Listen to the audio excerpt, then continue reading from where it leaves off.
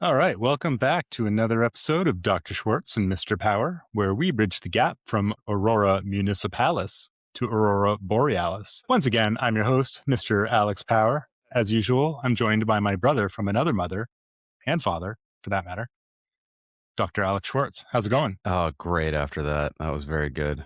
I'm always Thanks, impressed with what you're going to pull out of your magic hat of puns. Yes. So for the gentle listener who may not know, I live somewhere where the Aurora Borealis are easily and frequently visible throughout the winter, and Schwartz lives somewhere called Aurora. Yeah. So yeah, there you go. Where Can you imagine if we did share a parent and we were still both had been named Alex, like George Foreman's kids? Are they all? They're all named George, right? There's he's got like 50 kids, and they're all named George, and the girls are all Georgina, and the boys are all, I don't know, Georgifer or whatever. I mean, it's probably simple for a guy that's been getting his head hit his entire life. You know? Yeah, it's the only way you can keep it straight. Yeah, I don't blame him. All right. Yeah. So yeah, today we're going to talk about one of strength and fitness podcasters' favorite topics, muscle hypertrophy or hypertrophy, depending on what sort of inflection you want to use or intonation. For those who don't know, muscle hypertrophy is the fancy physiology word for growth. It doesn't just apply to muscles, but that's how we're talking about it here. We'll be asking the question, is muscle hypertrophy a solved problem? So for younger listeners, you might not appreciate how significant it is that we're asking this. For decades, how best to induce muscle hypertrophy was one of the most divisive topics in strength and fitness. People really got angry about this. It might seem hard to believe. For example, if we go back to the 1980s with Mike Mentzer, a bodybuilder, he used such persuasive arguments as quotes from a novel about libertarianism. Seriously, it's very odd, to argue in favor of doing a single set of an exercise to failure. On the high volume side, most notably was Arnold Schwarzenegger and his adherents, although he didn't own that space, who favored high volume methods ranging from, drop sets, running the rack, forced reps, tons, whatever. The idea was just, do lots and lots. The thing is, regardless of when or if either of them were right or wrong, it would have been by accident. Neither of them had any real physiological backing for their claims, and to be fair, that wasn't either of their fault, as the research providing a good explanation just didn't exist yet. But now, in these heady modern times, we have the luxury of asking, is hypertrophy a solved problem? And I think the answer is kinda, more or less. I hope that doesn't give away too much, so keep listening. I will also be arguing that the current approach, or I guess advancing, that the current approach of counting sets to track volume sort of misses the point and is actually a bit of an artifact of the available data. So let's get into it. Yeah, so I'm just going to start by apologizing to the listener. So this episode will be sort of heavy on me talking. And so yeah, if you like the sultry sound of Dr. Schwartz's voice, I promise he'll still be here saying stuff. Well, I do have questions. For starters, when you say solved, do you mean mechanistically solved or solved enough to be useful for most people training? Ooh, good question, Schwartz. Solved for people training. I mean, this isn't solved. And, to be fair, and we'll get into this, it isn't entirely practically solved either. I think we do have a pretty good framework at this point for what is generally the best way to approach muscle hypertrophy. So we had previously mentioned, or, in intro, I mentioned, Mike Mentzer and this what was called the high intensity or HIIT training, or the heavy duty method, where he talked about, using multiple versus single sets and where that argument went. Maybe for those who are, I guess, watching this in video, want to hold up the book that you found. Yeah, this was a classic. So I got this in high school, long time ago, back in the time dinosaurs ruled the earth. And it's called Maximize Your Training. It's edited by Matt Brzezicki. Brzezicki is actually the pronunciation. It's a Polish last name. And the book was really centered around, it was edited and a lot of different authors who were in the strength and conditioning field, but they were very much authors who were, I'd say, more or less very dogmatic with what kind of Mike Mentzer was preaching. And what was his name? Arthur, the Nautilus guy. He trained Mike Mentzer. Arthur Jones, was it? Was it Arthur Jones? Jones. Yes. Arthur Jones. Yeah. The founder of Nautilus. Nice. Okay. Yeesh. I I'm glad this isn't a pop quiz. I would have failed. Yeah, no, I know. And I remember because this is also when I was getting into like muscle magazines at the time, and there was a really prominent bodybuilder in the 90s named Dorian Yates, who was this British guy who's looked like when he did his lat spread, it looked like he could actually fly with his lats. But he was a huge proponent of this one set to failure idea that Mike Menser was adamant about. Mike Menser, there's a lot of weird stuff with Menser. There was Oh man. so many great mustache, and he had a twin brother, I think. But there's a big thing where Arnold's last Olympia that he won, which was featured in, what is it called, Pumping Iron. It was always, there's like the Mike Menser corner that always said that Mike Menser got robbed, he should have won, he had a better physique and all this, and the Nautilus thing. There's just so many interesting, weird, strange things with this that go beyond the scope of what we're going to talk about with hypertrophy today. But anyways, I don't want to derail the conversation completely. No, that's fair. I mean, Mike Menser was a interesting guy, to say the least. He's dead now. I guess one thing I would push back on is him having a great mustache. I'm not sure such a thing, and there's a bit of an oxymoron in my view. I'm not sure great and mustache can be in the same sentence. Not everybody is a facial hair aficionado. That's fine. Yeah. But we'll leave it for now. I'm not going to say it's a hill I'll die on, but you'll never find me with a mustache. Not just because I can't really grow one, but because I wouldn't, even if I could. I'm sure I could grow a terrible one.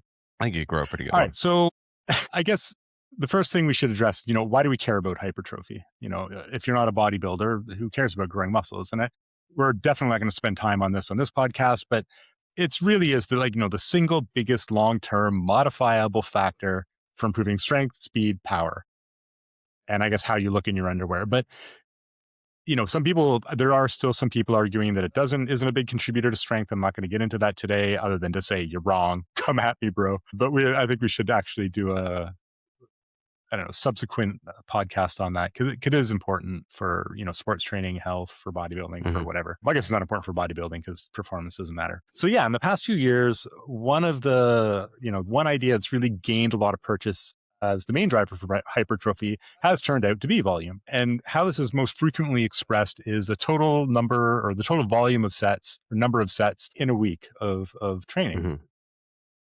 And this is reasonable. This is how most training is broken out. And I think, some of the data or the way it's presented as, number of sets is an artifact of how the research is conducted, and an artifact of how we tend to break up our training. But we'll get to that as well. But before we consider any of this, I want to introduce an idea, and that is the idea of ceteris paribus. So this is Latin. It comes from economics, and I think it's a good one because whenever you have discussions like this, there's always someone out there who's like, yeah, but what about... And so that's what this speaks to. So in economics, they use this, and it means all other things being equal. Throughout this podcast, whenever we say something like, oh, well, as volume increases, it'll have a greater effect on hypertrophy, we're talking about all things being equal. So for example, if we're talking about an exercise, like whether it's squats or curls or that thing where you spread your legs and like do the skull crusher with your thighs. I call it, yeah. We're talking those about... are just skull crushers in my world. Oh dear. We're talking about doing them, in the same way with a similar, rate of perceived exertion, or RPE. We're not talking about them changing significantly from set to set. So whenever you feel like, you get the feeling where you want to say, yeah, but what about, ask yourself, are they talking about all things being equal? Ceteris paribus. It's a good one. It's a good way to look at a lot of stuff. All right. So early work on the effects of volume on hypertrophy were centered around single versus multiple sets. And we talked about this a little bit already. And like I said, younger listeners, or even those who are a bit newer to strength training, this might sound a bit silly to them, like the idea of arguing whether or not you should do one set or more than one set of an exercise. But this was a real debate. And it was even a real debate in the research. As previously mentioned, Mike Menser is probably one of the most polarizing people involved in this, just because he was a character. And yeah, he borrowed a lot of ideas from Arthur Jones, who was the founder of Nautilus Inc., who makes those machines. They're still kicking around. And he developed the so-called heavy duty training method, or sometimes called the high intensity training, bearing no sort of reference to high relative intensity, which, is a term used in sports science to refer to something being more or less close to your one repetition maximum. But basically, the idea as it was popularized was to do one set of an exercise to momentary failure. And, they wrote and wrote and wrote about, what constituted failure and just, how much failure was enough fail. And, if the method wasn't working, you weren't failuring enough. Like it was really, well, like you said, Schwartz, really dogmatic. It Hmm. was kind of wild, really. So in 2010, a meta-analysis by James Krieger looked at the effects of multiple sets versus single sets of an exercise for muscle hypertrophy. And we'll link this in the show notes. And we're not gonna, this isn't gonna be one of those podcasts where we go through article by article reviewing them, but I just want to sort of touch on a few things before we get to the method or the model that we want to advance. And so I actually remember this paper coming out and being like, oh, finally, like, because of course I was on the higher volume side of things. And I think a bit of, I don't know, I guess confirmation bias going on. And I'm not acting like I was super smart and saw the forest for the trees or anything. I'm sure I was wrong about, well, I know I was wrong about other things that would be embarrassing, but I think sort of my background in Olympic weightlifting biased me towards high volume because Hmm. that was just the order of the day in that. Do you remember that when that came out, 2010? Yeah, I was already throwing at that point, so it was also a bit of a confirmation bias for me too. But it's same idea. I mean, I was getting coached by a former Soviet champion, and it was the same thing. It was all this idea of volume work. Was normal for me, so that's why when I saw this, I'm like, yeah, well, that makes sense. You know, yeah, Obviously. obviously, They should have just asked us instead of doing a meta-analysis. yeah, exactly. Jeez, waste of All right, time, so guys. we'll jump forward a little. Too bad we didn't have our podcast back then. Just saves so much time and energy. Yeah. All right, so we fast forward to 2017, and Brad Schoenfeld, who I'm sure many of our listeners are familiar with the name, he's a big name in hypertrophy research, published a paper with the catchy title of Dose-Response Relationship Between Weekly Resistant Training Volume and Increased Muscle Mass, a Systematic Review and Meta-Analysis. Rolls off the tongue. And I think, yeah, no, it's so eloquent. Yeah. I think this is where most listeners would probably consider the research as picking up on the sort of like the modern thread of the volume hypertrophy relationship. Like without getting into it, they show that there was a clear dose response relationship between the volume of work done or the volume of training and the degree of hypertrophy. So again, I think for most modern listeners, which I guess would be post 2010 or something, this would be unsurprising. And then in 2025, so that's last year now, Josh Pelland et al. Published, actually, they published a couple papers out of the research that they did, and the preprint is actually online on Sport Archive, which is a preprint server, which we'll link to as well, because the actual paper that came out of this that we're going to cite isn't open access. So, we'll post a link to it, but we'll also post a link to the preprint for those who feel like reading the pre-published version. And so this was titled, not the preprint, but the paper, Exploring the Dose-Response Relationship Between Estimated Resistance Training Proximity to Failure, Strength Gains, and Muscle Hypertrophy, a series of meta-regressions. So yeah, I mean, this paper was able to, it was similar to a Schoenfeld one, but they were, it's a number of years later. There's more research to draw on. They were able to leverage that to demonstrate a stronger link or more convincing link between the number of sets per week and hypertrophy. And yeah, we're giving the super short shrift. Essentially, hypertrophy is improved with the increased number of sets performed per week, but with a pretty significant diminishing return on each subsequent set, right? So I have a And then question. after, yeah, For me, it's again going back to throwing. The idea of sets per week is kind of funny because we always talked about in terms of volume, things not just being per week, but over certain periods or phases, depending where in season. So why do you think sets per week specifically became the dominant way people talk about volume? I think because there's 7 days in a week and most of our lives are organized around weeks. Like, I think that's it, right? Like, and Yeah. it's why not 6 days? Why not 8 days? Mhm. Well, because our lives are organized around a 7 day cycle. And so is the training and the research, right? So most research coming out of universities is, going to be, 8 to 12 weeks long, or, good ones are 8 to 12 weeks long. which also corresponds with the length of a semester and the amount of time you can reliably get students to be part of your research. And their weeks are divided up by, by 7 days. And actually you remind me of, so going back to an old book, the Poliquin principles, or the Poliquin principles, I guess, if you're French, which he was, French Canadian guy. Mhm. I remember, so I got that back in, I want to say like 1998. And I remember he broke everything up in 5-day, um, like cycles, right? Yeah. So you would train on a, a 5-day split, or not 5-day split, but like you would repeat whatever you were doing every 5 days instead of breaking it out as a week. And, he was adamant that, oh, well, you recover faster than that. You don't need a whole week. But at the end of the day, your week's organized, unless you're, Yeah. you're like me at the time, an undergraduate student with nothing else to do. Or at least, I mean, I guess I should have been doing schoolwork, but What? everyone's week is centered on 7 days, and it's just for almost everyone, that's going to be the most practical way to do it. He seemed to like 5 too, because I remember doing one of his programs, GVT, which I think you'll talk about in a little bit. Oh, the German volume training. Yeah. I think that was every That's a funny one. every 10 days, because you needed more recovery, because it was a very aggressive, egregious amount of volume. It was So I think that was 5 days too. I remember. Was it? So it was okay. We'll get back. I Okay. think so. I'll give you my.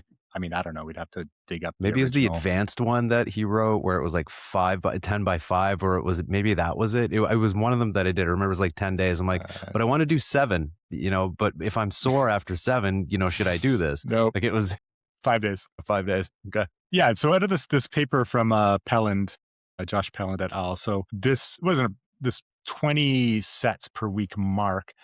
That was where they found there was, a very, very small, or, what they've sort of said is this is a very significant diminishing return after that point. And that's where, everyone now, or, a lot of people are saying now, oh, 20 sets per week. And everyone's talking about 20 sets per week. That's where that came from. That's why everyone's talking about that now. And they weren't talking about it a year and a half ago. Mm-hmm. So yeah, and that's funny, because that does, if you think back to the German volume training, which for those who don't know is just 10 sets of 10 for exercises. It has nothing to do with Germany. It has nothing to do with anything. And Charles Poliquin was a funny guy, clearly made up a lot of his stories about like, I mean, and I'm not even disparaging him. He's also no longer amongst the living. Yeah. Great. But I mean, it was great storyteller though. He was. Yeah, good storyteller, but they were in fact stories. But if you look at that, he had this 5-day rolling cycle, 10 sets of 10 for, things like squats and whatever dumb dips, I think was in the original program, because I remember thinking like, oh my God, so many dips. It's a lot of dips. But it ends up being, when you put it on a 5-day, rolling cycle per muscle group, about 20 sets, Yeah. so he would have been pleased. But I think, or I'm going to argue, I guess, or posit that, counting sets it's an imperfect way to count volume. And it's just not that versatile.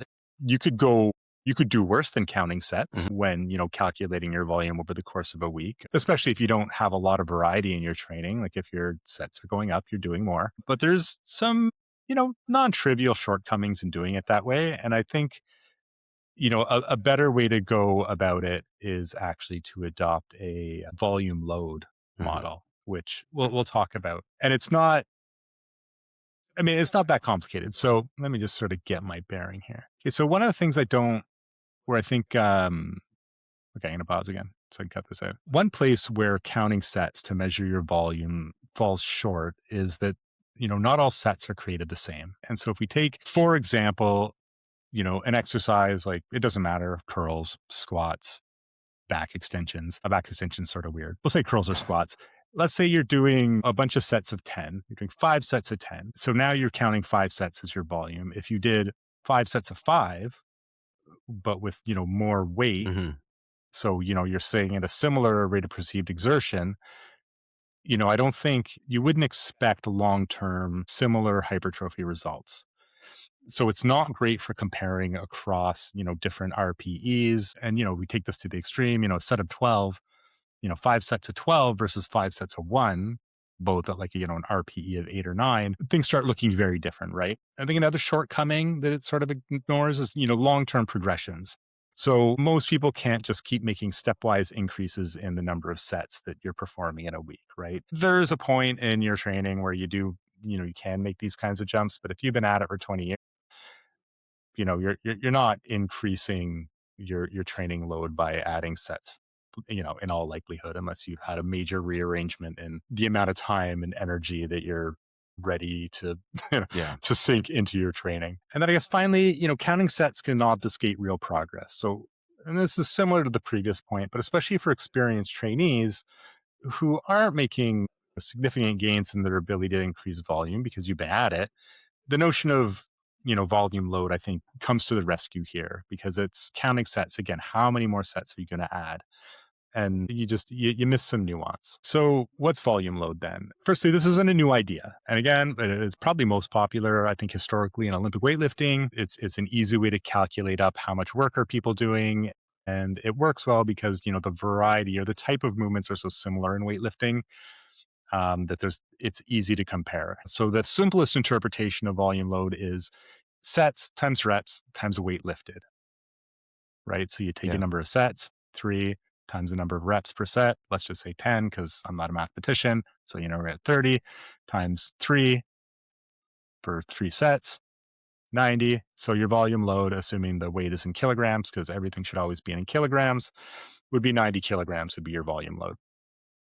Make sense? Yeah. So, I mean, like everything, there's more complicated ways to do this. Like it doesn't have to be that simple. For instance, people have postulated or, advanced the idea that you should introduce the, distance that the weight's traveled. Right. And so now it starts looking more like what a physicist would call mechanical work. Mhm. We're not going to get into that here. I think it's an interesting idea. I've played with it with, some of my Olympic weightlifters. It's not easy and it's not always practical to quantify loads this way. So that's sort of one of the things that is a little bit tricky. How would that differ much from just calculating sets, reps, weight? Because presumably, if you're going through a full range of motion and you're performing, X amount of reps, the more reps you perform, the more distance. Maybe I'm not understanding something correctly. Okay, no, that's fair, right? Because we did after all at the beginning say ceteris paribus. Hmm. So, well, what if you're not? Okay, so your program changes over time, Hmm. and that's the answer, right? So let's say you're doing squats and you want to calculate the amount of work and you've got your weight times your sets times your reps. You use something like a velocity tracker to log the total distance you've traveled, which you can actually do now. Too much cost. It's a bit prohibitive for most people, but it's not like lab equipment, right? A few $100s. Hmm. And then let's say you switch to doing, I don't know, half squats, Okay. right? And you're saying, okay, I'm going to load up. I'm going to do half squats to train sort of that last range of motion. And now it's going to look like your volume load's much higher because, Oh, okay. the mechanical advantage there. Like partials, basically. You're doing partial reps. Yeah, you're What doing bodybuilders partials. And do. you say, Yeah. okay, but I'm actually doing less work here. Yeah.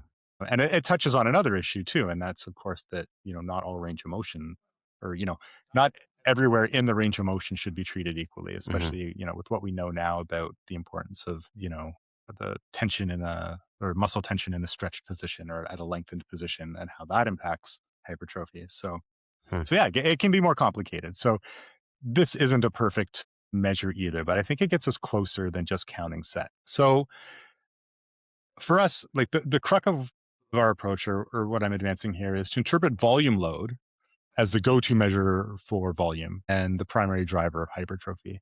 And that this is a better model than just counting sets. It's not like there's a counter in your muscles. There's no evidence of it anyway, of, Hmm. there being some sort of counting mechanism that's counting up sets and that The, that the is what's triggering hypertrophy. countochondria. Mitochondria. I like it.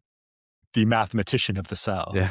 Or I guess it'd be more of an accountant, not Yeah. a math. I don't want to insult any mathematicians who are like, counting isn't math unless you're into counting and pure math. But so the accountant of the cell. Yeah. I think it'll catch on. Yeah. I think so. And so now taking this approach, this volume load approach, makes it easier for us to, compare different types of training and interpret how they'll likely drive hypertrophy. So, a higher volume load or the higher the volume load, the greater the hypertrophy stimulus. And that's the assumption we're working on. I think it's actually a pretty good one. Mm. So this gets us around, one of the first things I said in sort of where this or one of the problems or one of the difficulties with counting sets is when we talk about relative intensity, right? So relative intensity, just to make sure everyone's on the same page. This is, refers to how close to our one repetition maximum we're working, right? So again, in our hypothetical set of 10, where, we do it pretty close to what we could do for, our 10 rep max. Like this is heavy. We do it 10 times. Maybe we could do it 12 if like someone is yelling at us, or if Mike Mentzer's ghost was, driving us to maximal failure or whatever. Mhm. Versus, the relative intensity would go up and the reps would go down. So if we're working close to our one repetition maximum, so the weight will be heavier. We can only do a couple reps. So counting sets doesn't deal well with that, right? Because it's like, okay, they would count as the same number of sets, but in many ways, it is a very different amount of work, and you would expect a different degree of hypertrophy. Volume load allows us to easily compare, different loads, whether in different parts of a program or different times a year or whatever. So here's a specific numerical example. So if you're doing 3 sets of 10 repetitions with 70 kilograms, let's say it's a squat, that comes to a volume load of 2,100 kilograms. Okay, so that's 3 sets of 10 at 70 kilograms. Conversely, 4 sets of 6 repetitions with 85 kilograms has a volume load of 2,040 kilograms. So it's a little less, Mhm. but it's more sets. And these two numbers are close together, but you can see again, if we went from our German volume training, 10 sets of 10 and looked at the volume load of that versus 10 sets of one with, something like a 3 repetition, 4 repetition maximum, they would look very different. All right. So again, and I would like to reiterate that in both these examples, ceteris paribus, we're doing the exercise the same. We're not, changing the depth on the squat because it's heavy or whatever. These are good, clean reps, all of them. Yeah. And with the same Right. RPE too, right? It's not like we're taking like a super Yeah. tiny weight and lifting it a lot. Yeah, exactly. We're not going to 10 sets of one Mhm. and, but it's something we could lift 20 times. Yeah. This is similar degree of effort being put into both of these sets. All right. So another advantage of this volume load approach is that it quantifies, the fact that hypertrophy can be achieved by adding repetitions or weight to the exercise. Okay. So for example, if you keep the number of sets the same, but you increase either the number of repetitions per set or the weight that you do per set, you would expect an increase in hypertrophy stimulus. And this is where most of us live most of the time, right? Like we're Mhm. not regularly adding sets. And we're not often we'll do a little bit of one, then a little bit of the other. So, you add a few reps until, you start with a weight that you can do, just for example, for 8 reps after, a few weeks, maybe a few months, depending on how long you've been training, you get it up to 10, 12 reps. And then you're like, okay, I'm going to add a little bit of weight. And maybe that pushes your reps down a little bit. And it can get a little tricky. Like, how do you compare that, the number of reps going higher versus you add a bit of weight and it brings the, number of reps down. And like it's not a complicated calculation, but if you don't do it, it's easy to get lost in sort of like, am I actually doing more? Mhm. Like, is this more volume load? And so calculating this way, gives you a way to compare and say, okay, yeah, no, I am doing more volume load. And so this deals with that a lot more tidily than, counting the number of sets in a workout or in a week. And again, over a long time, the number of sets is you're going to hit some point where number of sets just doesn't change very much anymore. Similarly, you can also use this approach to make sort of more logical jumps or transitions in sets, when designing programs for yourself or for those you train. So, going back to what I just said, I've often heard, coaches suggest that, adding a whole set to an exercise is a bit much, right? This is too big a jump. We don't usually add sets, but then how do you ever get more sets? You know what I mean? And I mean, I get what they're saying. It is like if you're doing 3 sets of 10 and you add another set of 10, it's a 33% increase, again, assuming RP is the same. So, if the listener hasn't already thought of this, it's actually just a little bit of math to get you through it. So, for example, let's say you increase your reps and weight in an exercise like a curl over time, like we were just talking about, right? Mhm. So you started at something and you got it to where, I don't know, you're doing, 4 sets of 12 at 15 kilograms on a curl. So that's a volume load of 720 kilograms. And then you're like, okay, I want to add sets, or I want to add an exercise too, because I'm getting kind of bored of always doing the same thing. And that's legit because who wants to do the same thing forever? So what you can do is, again, just fairly trivial math, but you say, okay, I'm going to split this into 2 exercises. Each exercise, I'm doing 3 sets of 6 at 50 kilograms, 15 kilograms, Mhm. right? So now this is 6 total sets, but I'm only doing 6 repetitions per set. And maybe I'm doing, I don't know, 2 slightly different curl exercises. It doesn't even matter what. That's still 720 kilograms. So we're doing more sets, fewer reps, same volume load, but it gives you somewhere where you can now start pushing up, right? You're saying, okay, instead of adding a whole another set, let's just, we'll, make the sets a little smaller and then start building up from there. And then maybe after a while, you're doing, 6 total sets of, 10 after some amount of time, and your total volume load goes up.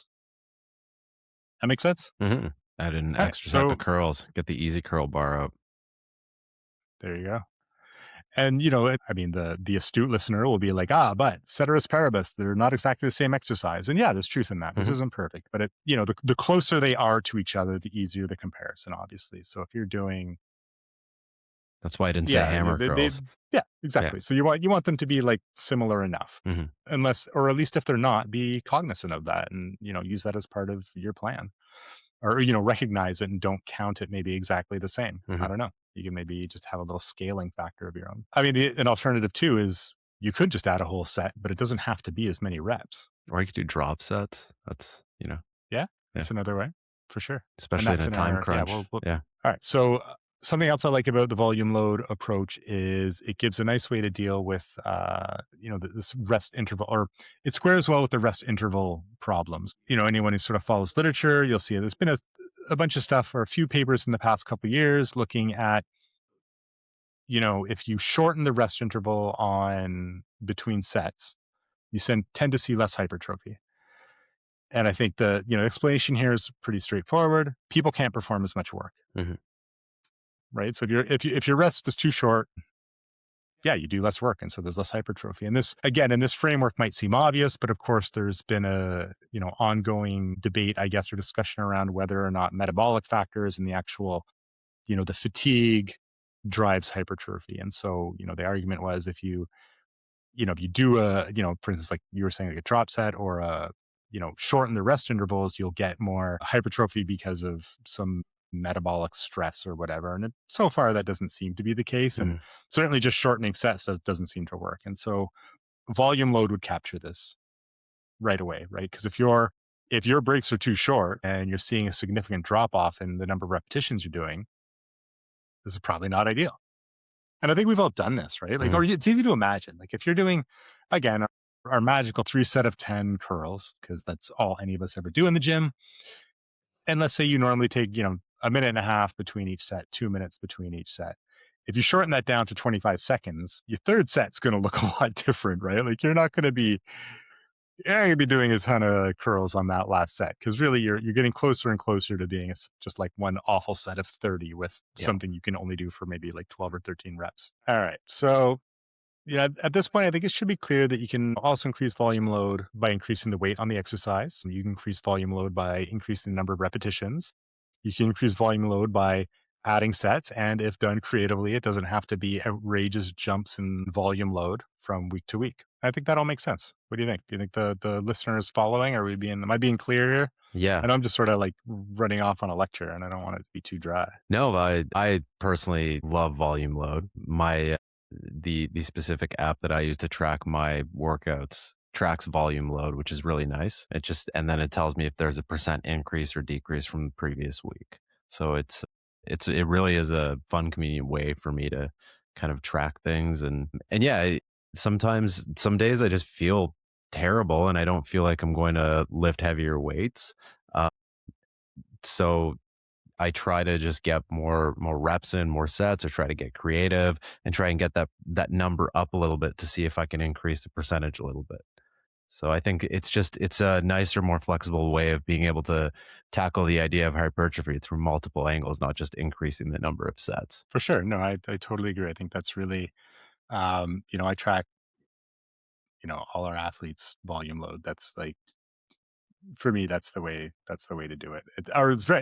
It's something you should be tracking. It's not the only Yeah. thing to track, obviously, but it really is useful. It's a powerful tool. And I think, what I don't see is a lot of people using it more prescriptively, right? Like lots of people track it, but then I see less of when designing new programs saying, okay, am I exceeding previous programs volume load Hmm. or at least keeping it the same or whatever, right? And that's, when I think to the previous example where you're splitting one exercise into two exercises, you're making small changes to the number of sets and reps and just, to just do a check for a sec. If you do your programs in an app or an Excel, or even if you just write them out in a book, the math's fairly trivial. Just make sure you're not way off, Yeah. right? Like this isn't a down to the kilogram sort of calculation, but if you're, suddenly 30% over or under where you thought your volume load was, make sure it's on purpose, right?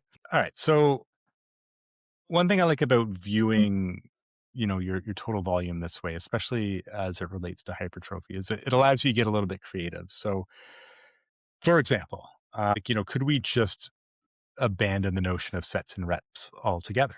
And certainly, I mean, it sounds maybe a little goofy, but people do actually do this, I think, without realizing. And I think the most common place I see this are on exercises like pull-ups. And I think that's because pull-ups are hard. Most people, especially new trainees, can't do really big sets of them. Like lots of people can't do 10 pull-ups. So something you often see, and I've prescribed this, and I've seen other people do versions of this. You say, okay, you've got 10 minutes, do as many of this exercise as you can, Yeah.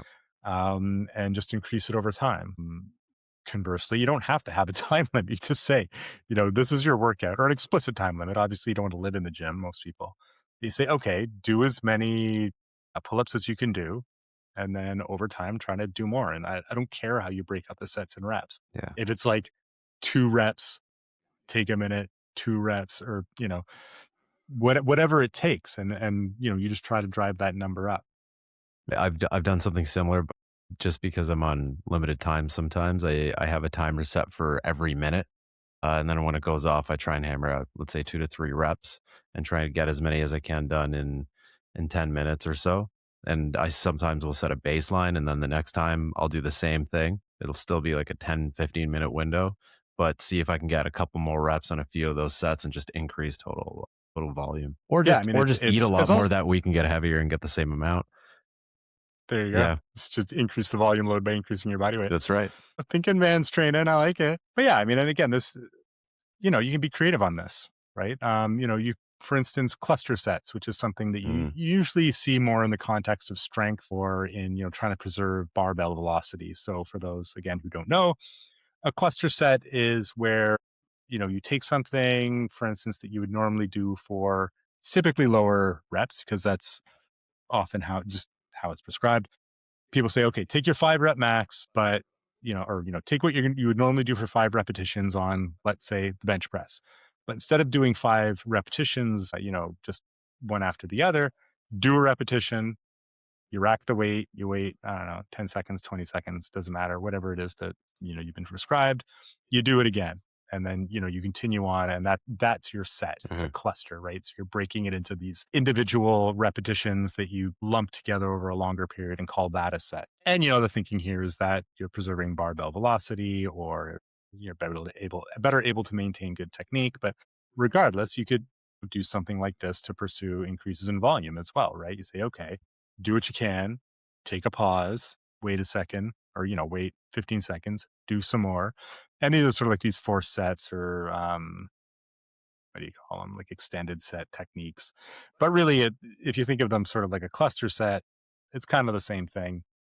And it can be a way to, yeah, try to just sort of sneak in more volume, mhm. especially if you're in a pinch for time, right? Like if you're not in a time pinch, then yeah, just do more sets, spend the whole day at the gym. But that's not Do the realistically Arnold most people's bodybuilding lives. encyclopedia workouts. Yeah, exactly. Just spend 2 hours at the gym every day. 50 sets on calves. Which, I mean, I guess, I mean, if that's your thing, honestly, it's Yeah, probably the best way. yeah, for Like, sure. and I think that's worth saying. Like, if you're just concerned about hypertrophy and you've got the time and you've got the energy and you can, sleep enough and recover and do everything, that's probably the answer. And even though, people who push back and say, yeah, but there's a diminishing return. But there's Yeah. still a return. Yes. There's a diminishing return. That's why most people don't do it. Yeah. It's not worth it. But if it is worth it for you, I'm not here to judge. I mean, Mhm. I mean, I think we've all, or a lot of us, certainly you or I, have had points in our lives where we've really tried to, like, I want to get the most that I can. And it's fun. Like, Yeah. it's, it's not always wise, or at least, not how I would, certainly not how I would spend my time now. Um, but if you're typically, it's either a teenager or someone in their 20s and they're like, I'm just going to eat, sleep, and breathe training. Yeah. And I don't know. I'm not judging that. It's, I think I don't it'd know. be There's pretty something fun. about yourself, maybe.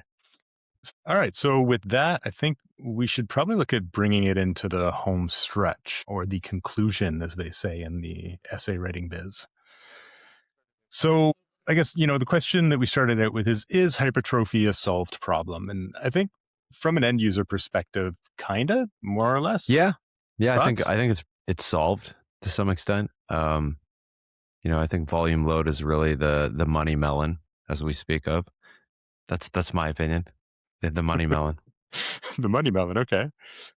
All right. Yeah, no. And I think, yeah. So the consensus seems to be that volume's like, one of the primary drivers, all else being equal again. And, for our purposes, from a programming perspective, I really think volume load is the best contender for how to conceptualize and plan hypertrophy training. So, if we think of it in terms of volume load, it solves some of the shortcomings or some of the problems associated with, counting sets. Like, how do, not all sets are created equally.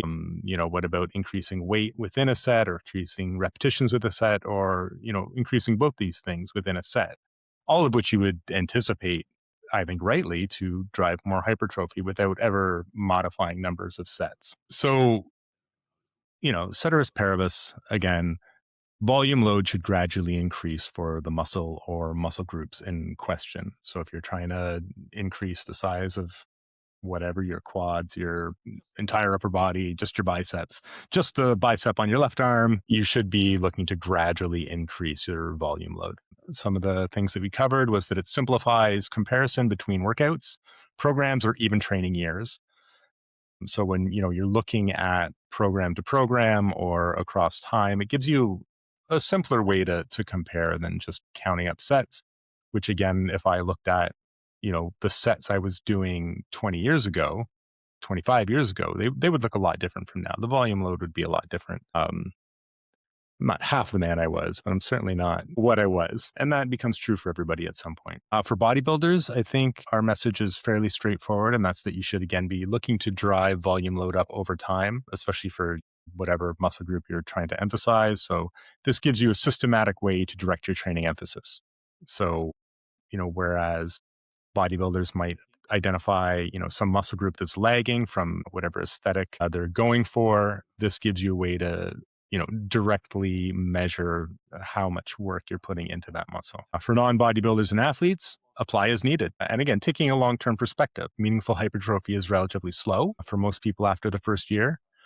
For athletes, you'll have to balance, your long-term hypertrophy goals insofar as they support your sporting objectives with your other objectives like skill development, tactical development, or even seasonal goals.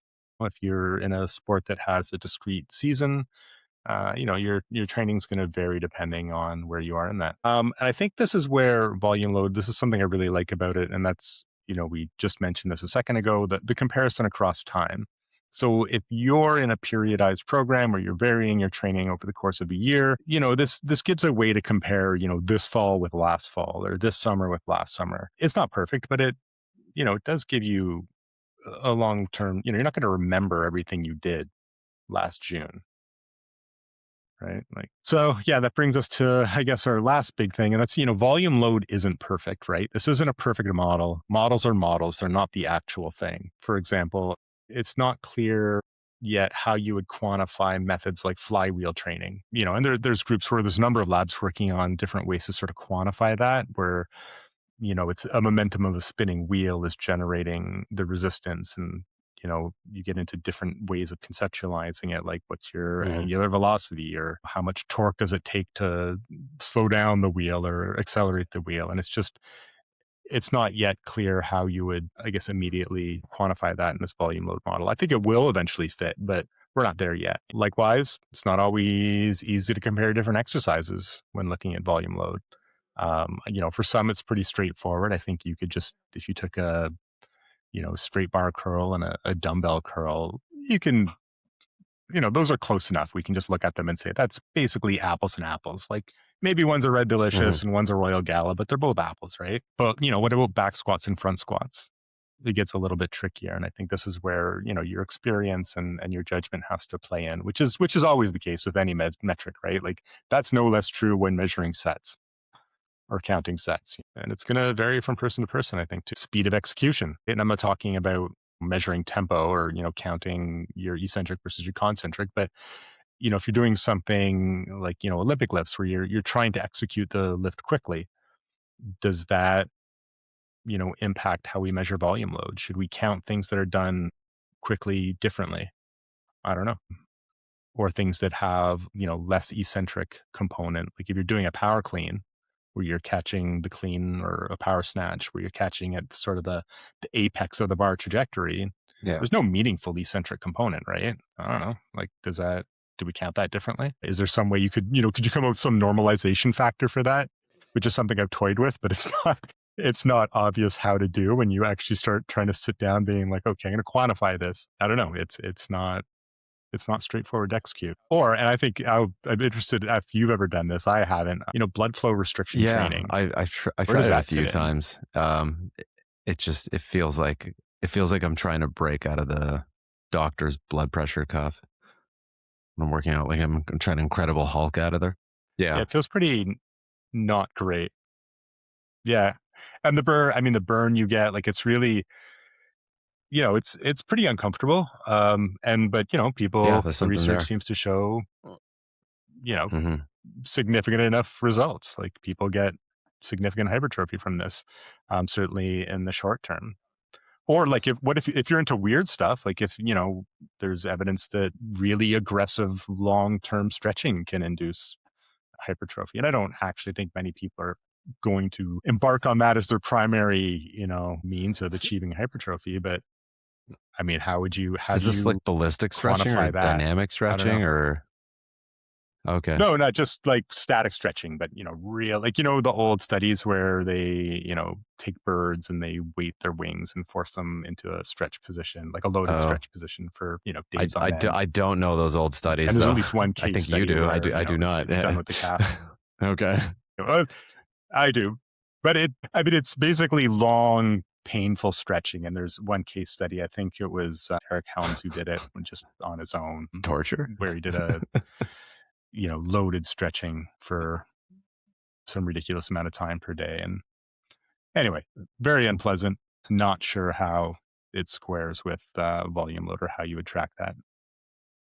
All right, so we seem to have lost Dr. Schwartz.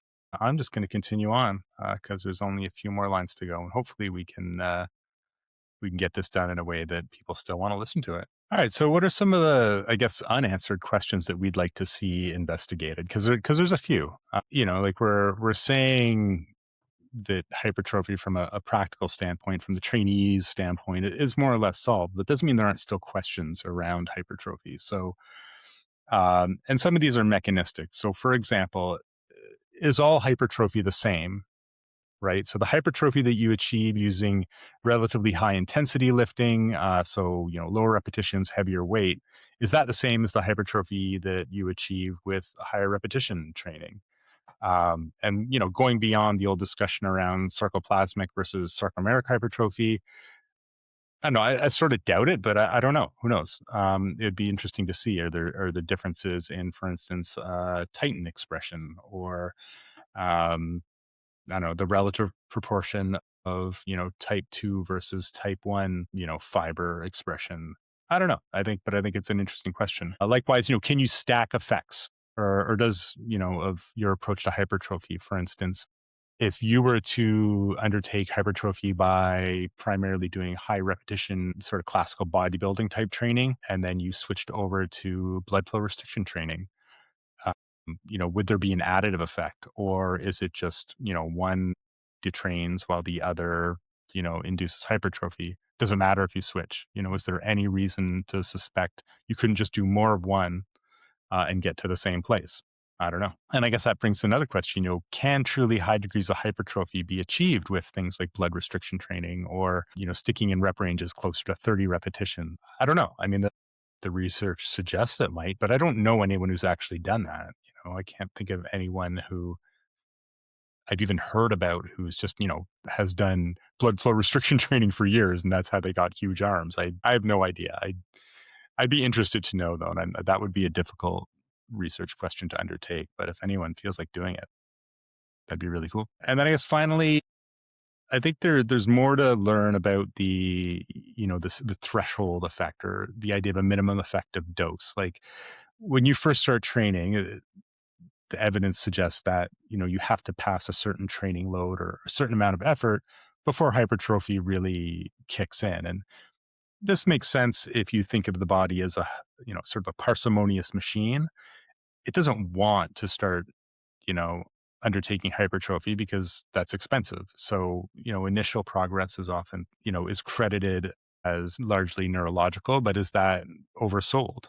Is there more happening in terms of remodeling of existing fibers before hypertrophy? And so I think that threshold effect is something that we need more information on or be interesting to know more on. All right. So it seems like Dr. Schwartz here has been able to, or we're synced back up just in time for us to say goodbye.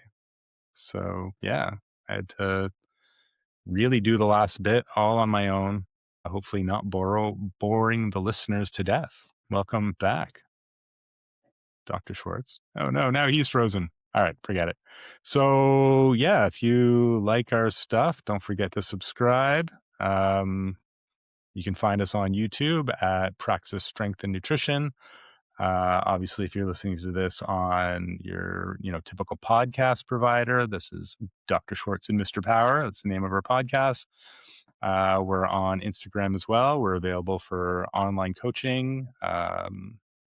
We also do, one-on-one consultation, and we do any number of things. So yeah, reach out, check out our material, and we'll see you next time.